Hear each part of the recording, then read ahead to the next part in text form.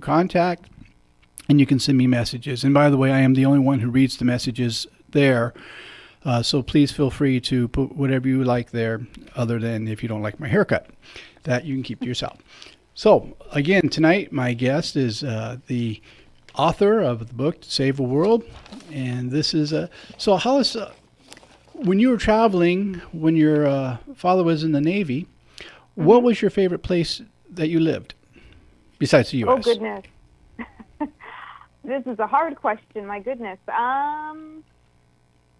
As a child, I would have to say the island of Guam. It's part of Micronesia in the middle of the South Pacific. For those who don't know, it's very hard to find on a map, so don't feel bad if you don't know where it is. My sister's husband was there when he was in the Air Force. Oh, yep. So you know exactly where it is. It's very tiny. Yes. Yep. It's. I really enjoyed that because as a kid, you get to really we used to just explore. My parents were wonderful about encouraging us to explore the world and to see everything. And my dad used to take the three of us out, what we called boony stomping, where we would go stomp around in the boonies and go into the jungle and just walk around, and he would point out animals and plants and all sorts of things and say, oh, hey, this is a chalk rock, and, that kind of frog is whatever. And wow. It was wonderful, very magical for a small child. I was 3 and 4 when we lived on Guam, but I remember it really well. Wow, that's it's funny you talk about going into the jungle, and I grew up in Ontario, California, Southern Cal. Oh goodness. And I always wanted to go to the jungle. The closest I got to it was I went to Chino once, and that was about as close as I got to the jungle. These days I go to the botanical gardens and pretend I'm in a jungle. Well, that's fun too. Hey, no knocking that. That's true. That's true. So, when you were doing all the gaming, what did that do for you? Was it a way of connecting with people? Was it a way of a distraction, or was it something that hooked your attention because you got to use your imagination? What was your draw? Honestly, the imagination. My brother, sister, and I were always very creative, and we all draw. We all. My brother actually writes as well. He hasn't attempted to get anything published, but I firmly believe that he could. He has got a really great style, and he is a great writer as well. Good. But yeah, we just, and my brother and sister were the ones who got me into it in the first place, with Dungeons and Dragons specifically, and most things, because they're my older siblings. And I used to just kind of listen in on their games when they said I was too little to play and I wasn't going to do it right, that they would let me listen sometimes. And I really loved the stories, just the imagination that goes into thinking up an adventure and then just deciding what's going to happen next, and then to a degree not knowing what's going to happen next, because these other people are making decisions. And then as the person who is leading the quest, you have what they call the dungeon master, or the game master, who does all the plotting and then has to deal with reactions. is really cool. I didn't know that. I heard of the game. I've known people who did live versions of the game. I mean, they would have places that they would meet up and actually act out the different characters. Yes, yeah. Did you do any of that? Well, not that. I have. It's called LARPing, live action role play. It scares me that my board operator's over here nodding his head. He knows everything you're talking about. So, yes. Please continue. Yes, it's good. It's good times. It's good exercise too. Hey, there's nothing that'll get you sweatier than swinging a foam sword in a full suit of armor. Actually, I grew up in martial arts, so I actually understand that part. So go ahead. Oh, very cool. Yeah, that's very cool. I love that. And so, and you'd be a great LARPer then. You could really pull some punches. Yeah, and But then I can give them last rites if I get too close. Yeah, that'll work that's out. right. That's right. Exactly. You're the whole package. There you go. I'm sorry, I keep interrupting you. Go ahead. Oh, no, no, it's fine. It's fine. Yeah, well, I've LARPed maybe once or twice. I haven't done it that often. What I have done for the past 22 years is Hmm. what's called cosplay, which is where you dress up like characters and you go to conventions like Comic Con or Dragon Con over here on the East Coast. Oh, And you just get to. A lot of people are in character, and I use my cosplaying for volunteering, which I love to do. So I'm actually one of the admins for my volunteer group here. We're one of the bigger volunteer groups in Georgia, and we'll essentially we dress up like children's characters, mostly Disney stuff, and we go to things like children's hospitals and the Ronald McDonald House, oh, and good. make a wish, and we, do Minnie Mouse or whatever, and just try to brighten their day, because little kids in the hospital, poor things, they don't know why they're sick. They just know they feel awful, Yes. and yeah. Tell me a little bit more about that because I think of one of my favorite quotes, and it's even on my Facebook page that says, "A man stands his tallest when he stoops to help a child," and that man being man or woman is the universal term of it. And so I'm Mm-hmm. always interested in hearing about what people are doing to help children who are dealing with difficulty. So tell us a little bit about that because I look at that as a sort of ministry. It doesn't have to have religion involved, but it's a reaching out beyond yourself. Would love to help others, and to me, that's what a ministry is. So Mm-hmm. you go to like Children's Hospital for that? Yes. So we are, well, the name of the group is Cosplay Volunteers of Atlanta, and we are in touch with people at the hospitals in our area, as well as people who have events like the ALS walk, Oh, nice. the heart walk, and all these things. And they call us up. We're strictly volunteer. We never do anything for money. Sometimes people call us to do birthday parties, and we're like, look, we are a volunteer group, and if you would like to ask our individual members if they will come to your party, that's fine, but that's not what we do. And I'm not laughing at yeah. you. I'm not laughing at you. The reason I'm laughing is one of the only jobs I've ever been fired at was being a clown for parties, and I was Oh goodness. I was told I wasn't funny. It really hurt my feelings. Oh no. You were a sad clown, very sad clown. It sounds like. Oh yeah, I worked hard. I mean, I played guitar, did all kinds of stuff, and Wow. you blow one birthday party and your career as a clown's over. Hmm. But some people say I'm still in that role. I just don't wear makeup anymore. So, uh, Well, so and that's that well, and honestly, when you're dressed up at a party and you're trying to help a child have a good time, or a bunch of children have a good time, in the case of a birthday, you really are a counselor in a lot of ways.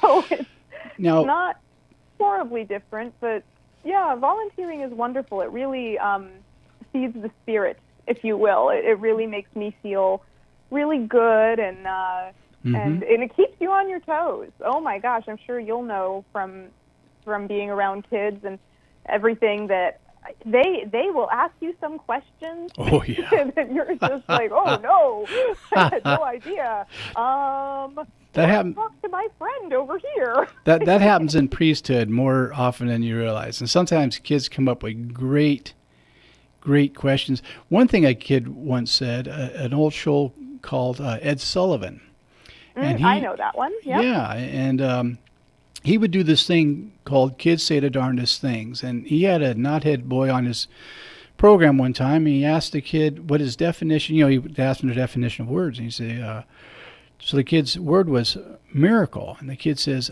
a miracle is something that can't happen till it does, Huh. and I've That's a great quote. yeah, I love it. And, I think of that, and when I'm talking to people quite a bit, particularly dealing with addiction and such, I use that definition because I say, you can't get sober till you do, or whatever it is we're dealing with there. Now, do you ever deal with children with autism?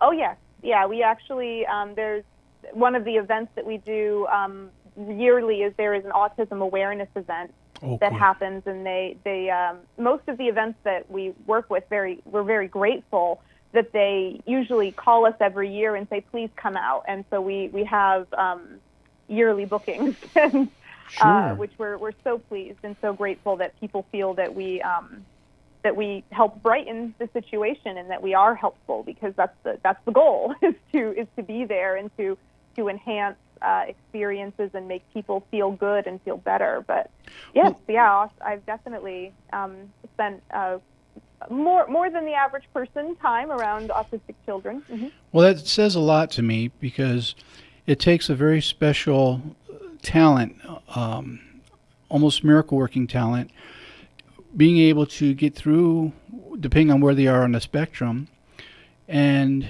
giving them something that they can relate to, that they can enjoy, and yet doesn't terrify their world. So I really commend you for that, and I'm grateful for your service to children with autism. I really wish we had better information out about it. There's been really bad information put out of what causes it. And, unfortunately, we're dealing with a lot of bad conspiracy theories in our culture right now. And things that medical science have proved does not cause autism are still getting some blame for some people who like a good conspiracy. And I'm not saying that to put anybody down.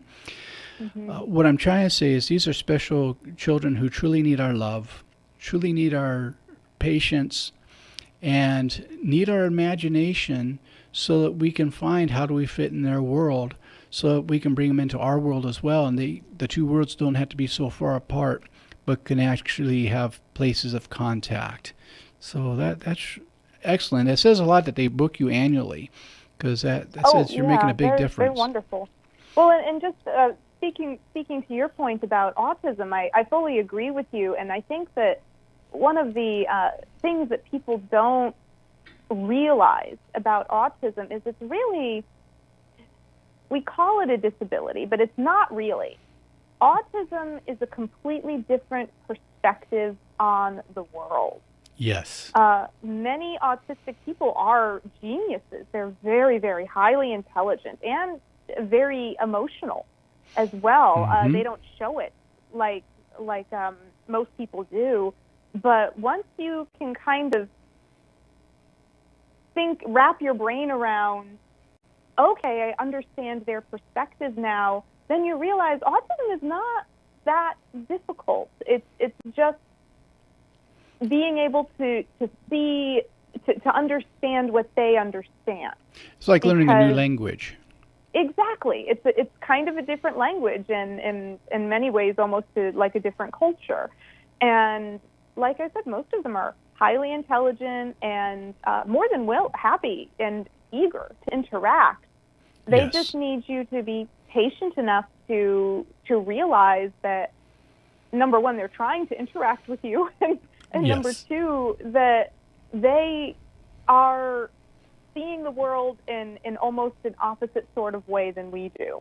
And it's amazing the conversations and the experiences you can have once you exercise that patience. Well, I can remember when I was studying in college a little bit about autism, and we know a lot more now than we did back then, because I am kind of an old fella now. Mm. And then I had my opportunity to be around people with autism, particularly with Asperger's, and worked with a couple guys for a number of years now. They're friends of mine. And one of the things that they've dealt with is they have trouble reading people's signals, their emotions, what they're trying to, social cues. And so they're having to develop their own type of software, if you will, excuse the expression, to where they can interpret where some people are coming from, how they can relate in relationships and get a better understanding. I did a wedding for a couple that had two different forms of Asperger's. We don't know that there's more than one form. And it was interesting. I didn't know that. Yeah, it was interesting to see how they learned to relate to each other once they both found out that they were on the spectrum. And one found out before the other one did. And it was through the first one's diagnosis that the other one in late life wound up getting tested and finding out that they too had Asperger's. So, Oh, wow. yeah, there's a lot about that ailment that for us to learn about, and great room for compassion. We're getting ready to come up on our next break, but I'd like to talk a little more about this on the other side of the break, and I'd like to hear a little bit about uh, some of the things you studied with history, because I too am a big fan of history, and it's funny how it changes through time, that it's always given by the victor, but when you hear history from the bottom up, how often it's a different story. Oh, So, yes. so we'll talk a little more about that after the break. My guest this evening is the author, Hollis Joe McCullen.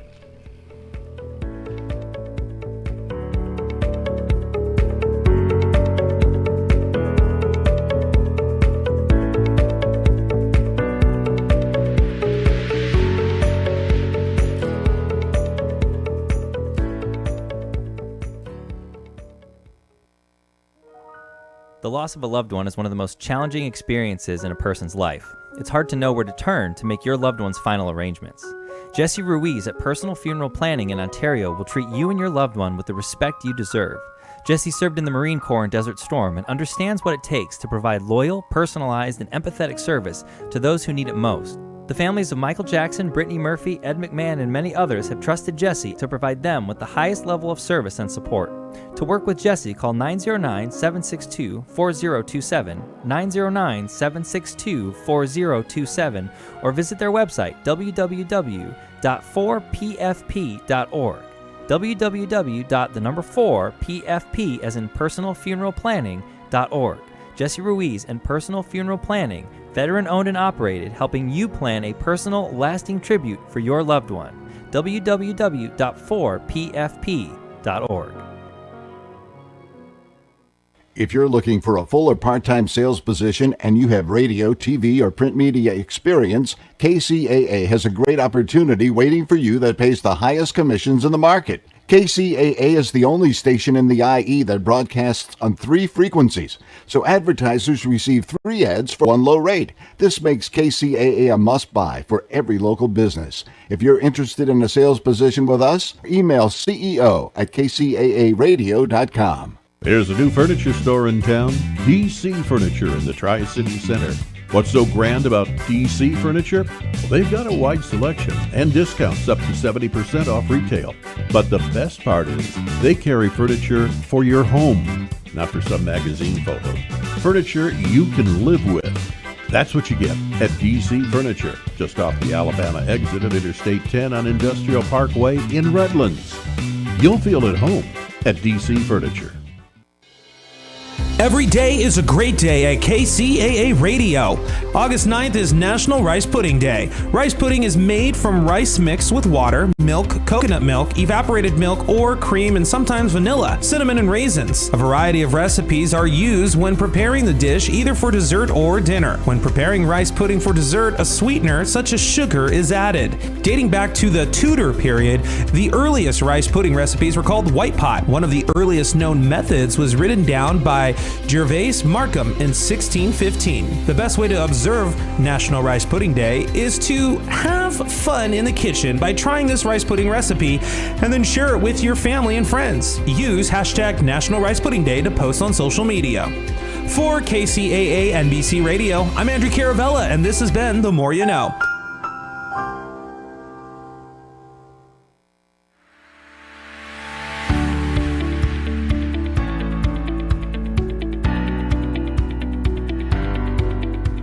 And welcome back, friends. You are tuned to KCAA Radio, 1050 AM, 102.3 FM, 106.5 FM, excuse me, around the World Wide Web at kcaaradio.com. This is Viewpoint with Father John. I am your host, Father John Reed, who's choking on a little piece of apple right now. So, and that's what I get for making making a pig of myself at Farrell's. It's for those of us who are old enough to remember Farrell's ice cream, which is now coming back, by the way.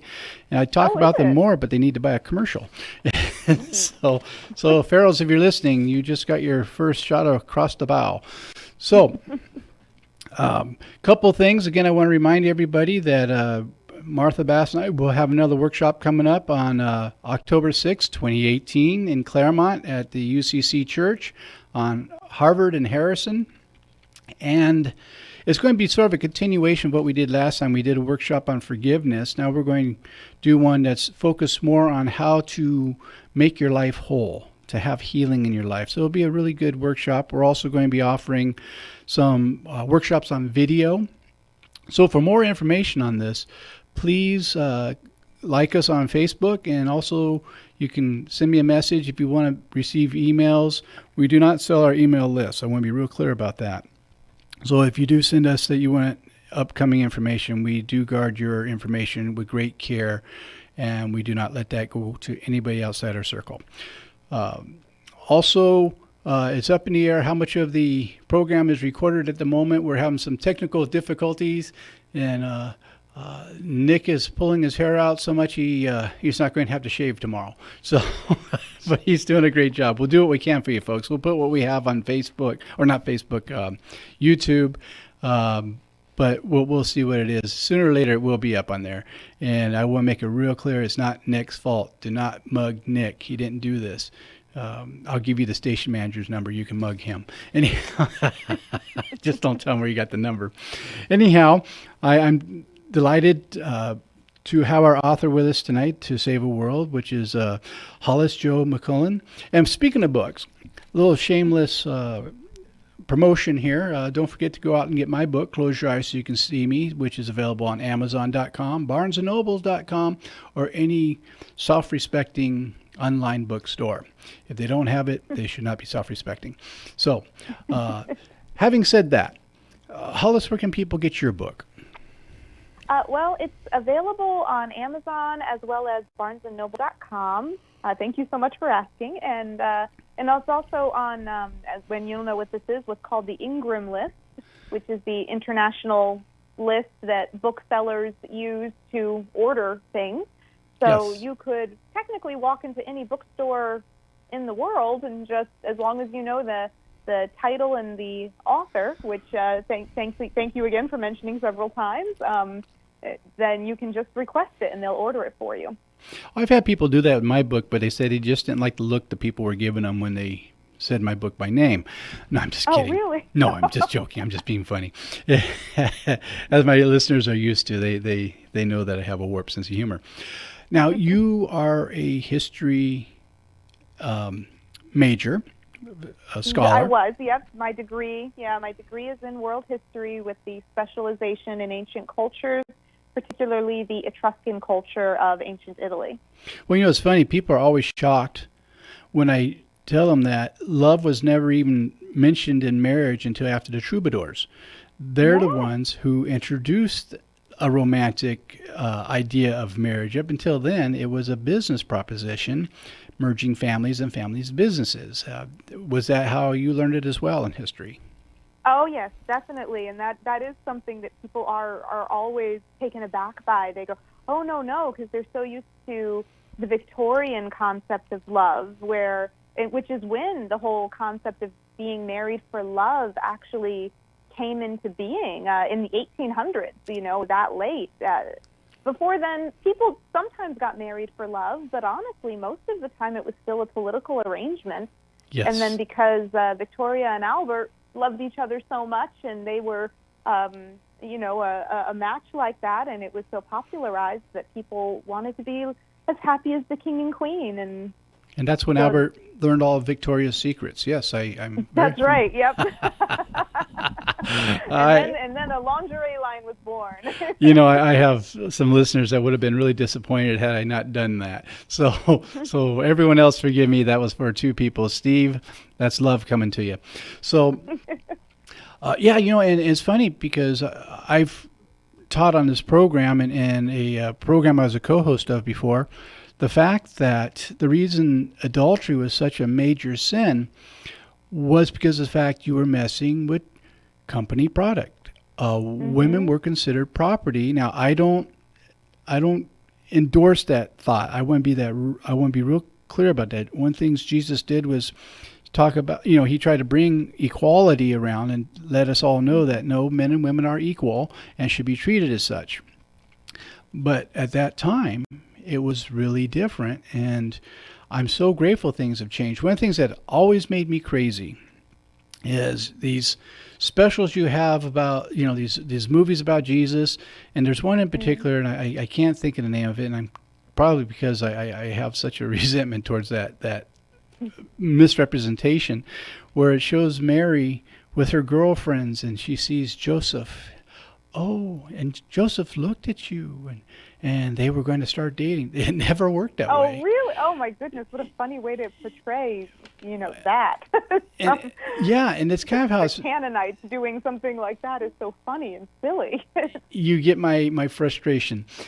And right. so as somebody with degrees in this and in biblical history, to see that kind of misrepresentation, and unfortunately there's so many people who don't know the history that they don't know that what they just saw wasn't even close to accurate. Joseph and Mary wouldn't have met until their families made the deal, and then they were both informed. You were getting married. Surprise, Right. And you're bringing me back to when as I've told you, I was raised Roman Catholic, and bringing me back to when we would go to CCD after Mass. Yes. And they would show us the cartoon videos of, okay, this is Adam and Eve, and they were all geared towards little kids, so that little kids could kind of absorb and digest the stories without overwhelming them. And when you look back on those, you go, oh, wow, they really oversimplified that. Well, did they ever give you a story about when Eve got really jealous of Adam? Did you get that one? And I did not get that one. Oh, no. yeah, it's a great story. So Adam comes home, and Eve says, you've been out seeing other women. And Adam says, there are no other women. Oh, and she says, oh, yeah? Let me count your ribs. I'm sorry. I just had to do it. That's a good one. I like that one. I stole that from my old hero father, Joseph Martin, who was a Roman Catholic priest, by the way. Oh, very nice. Well, I'm going to have to tell my dad that one because he loves a good joke like that, and the dad jokes are strong with him. So he'll enjoy that. I think the bagel jokes are his favorite of all time. I'm going to just walk away with a little bit of dignity left because I have some of those jokes, and I'm just, I don't want an FCC letter. And I'm not such good friends with the FCC. I want them to start writing me. So. Oh no! Yeah. So, what was your favorite period of history to study? The Bronze Age, most certainly. I am very fascinated by what went on then, and that there was so much that we still don't know how they did it back in the Bronze Age, in the Mediterranean world, and everywhere. Frankly. It was aliens. Right, of course, naturally. Problem solved. I just lost 4 listeners, so I'm down to 2. Oh, you need to just start spraying your hair straight up, and how does that guy? Is his name Giorgio? He kind of has that particular hairstyle. I don't know. Yeah, I'm thinking of the Ancient Aliens program. Oh, you know what? I never really watched that one too much, but right after my show is isn't it the old Coast to Coast, Nick? It's the new version. It's called Midnight in the Desert with I forget her name right off the top of my head, but it's someone who actually used to sub for Art Bell back in the old days, and now she has her own show. Now, I hope everyone heard that. Since he started working with me, he knows the name of no other talk show host. I mean, that's pretty impressive, if I say so myself. Now I'm going to take a moment to talk about my humility.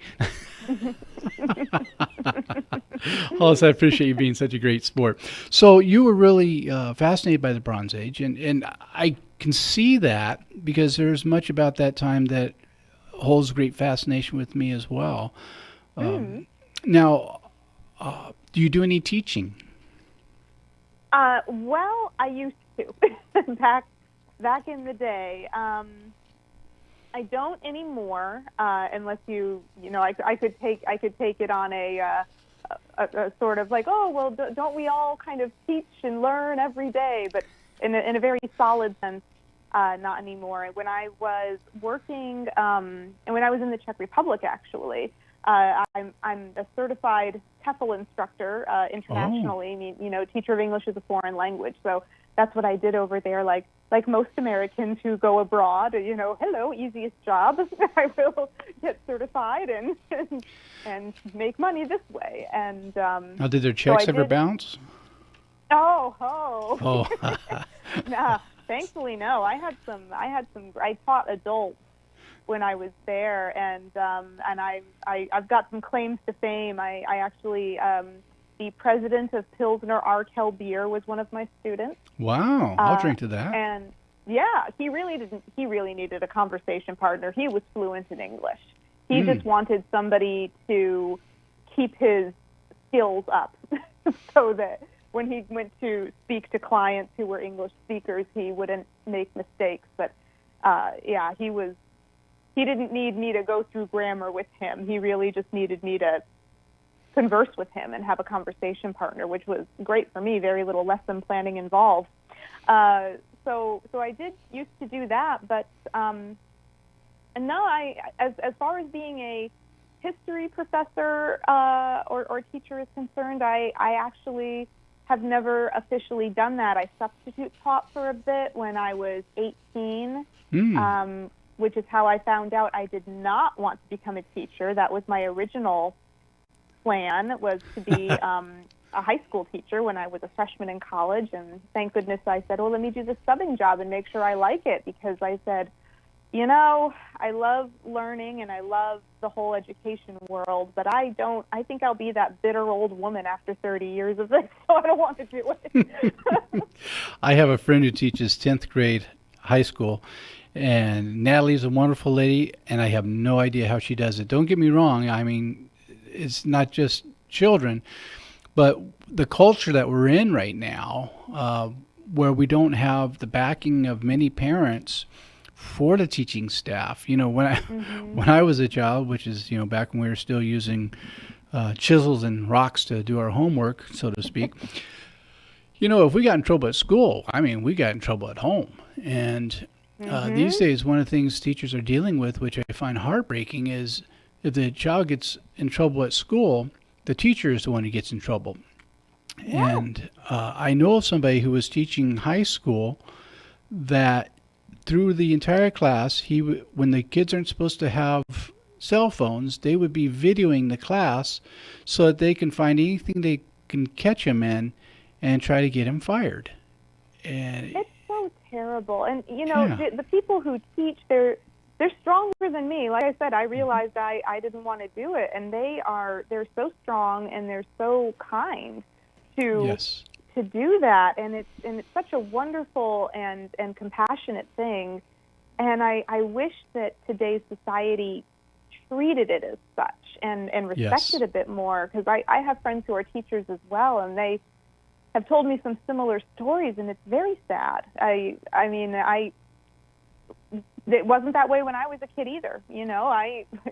With the parent-teacher conferences would come around, and mom and dad would talk to the teacher, and you had better have been good, because if you weren't, you were grounded. And yes, that was. But now, the parents will say, "Not my baby," and I experienced it a little bit as an advisor with university students. I would be shocked. Well, yeah. And I'm going to say something that may strike some people that they're not happy with, but that's okay. I'm the one with a microphone. And that is, we need to start paying our teachers a living wage. We're just not paying them as much as we should for what they're doing. And I like to propose, if I have anyone in politics who is listening, that with as much as education is costing these days, if someone commits to a 5-year commitment teaching, that we should forgive their student loans. Because they're not making enough money to pay all their bills, pay the student loans back, and on top of that, they're having to buy a lot of their own supplies for their classrooms. And that's I don't think that's reasonable. I think we should be backing them, because they are the ones preparing the next generation. We are quite dependent upon them. And I think we need to rethink about how we're doing things on the level of education. Now that I've said all that, and we're coming to the end of our hour here, I really do want to. Yeah, time flies when you're having fun. And I really want to thank you for coming on the show. My guest tonight has been Hollis Jo McCullum, author of the book To Save a World. It sounds like it's a wonderful read. I just thumbed a few things and got a kick out of it. It has a nice storyline to it. Well, thank you. But I really want to recommend that people give it a good read, particularly if you're a gamer. I think you'll really enjoy the book a lot, and you've been generous with your time, and I'm grateful to you. I want to thank my board operator, Nick. He's done a great job tonight. And I want to thank my beloved wife, Gabby, who's sitting across the studio saying I didn't do anything that's going to give me an FCC letter. So that means it'll be a pleasant ride home tonight all the way to the People's Republic of Claremont. And Wonderful. and for those who tuned in again this week, if no one told you that they love you, let me be the first. And thank you again for spending this hour with me on Viewpoint with Father John. We'll talk to you next week. Thank you so much.